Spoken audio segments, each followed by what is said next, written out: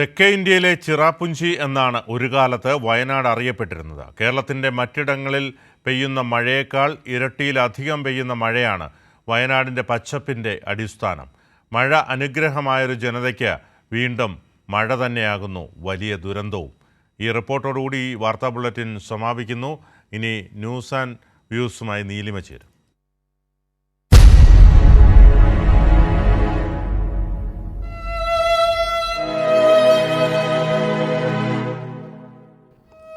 Gabriel Garcia മാർക്വസിന്റെ master class നോവലായ ഏകാന്തതയുടെ 100 വർഷങ്ങൾ അവസാനിക്കുന്നത് അതിദീർഘമായൊരു മഴയോടെയാണ്.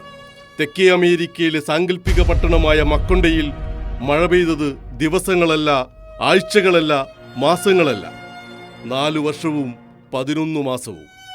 മഴ കൊണ്ട് നശിക്കുന്ന മാർക്വസിന്റെ മക്കൊണ്ടയെ വയനാട്ടിലെ മുണ്ടക്കൈയായി മൊഴിമാറ്റിയാൽ ആ മാന്ത്രിക ഭാവനയ്ക്കും എത്രയോ അപ്പുറമാണ് മലകളെയും മനുഷ്യരെയും ഒഴുക്കിക്കൊണ്ടുപോയ മഴയുടെ ഭീകരത.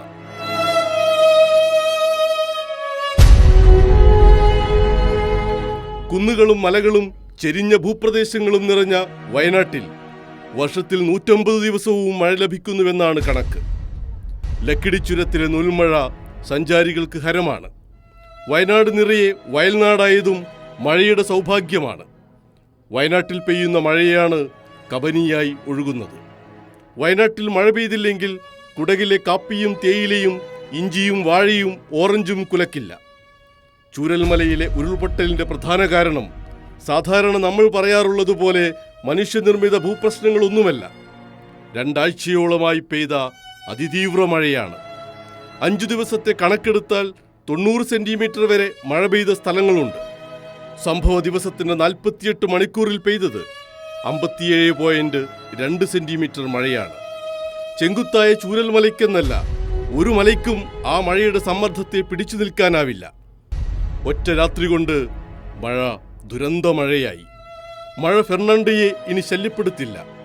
അവളുടെ ജീവിതം മുഴുവൻ മഴ പെയ്യുമെന്ന് മാർക്വസ് ഏകാന്തതയുടെ 100 വർഷങ്ങളിൽ എഴുതുന്നുണ്ട്.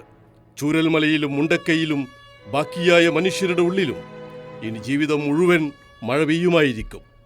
ആ കണ്ണീർ മഴ തടയാനാവില്ല. എന്നാൽ അതൊരു ഉരുൾപൊട്ടലാകാതിരിക്കാനാണ് കേരളം ഇപ്പോൾ കൈകോർക്കുന്നത്.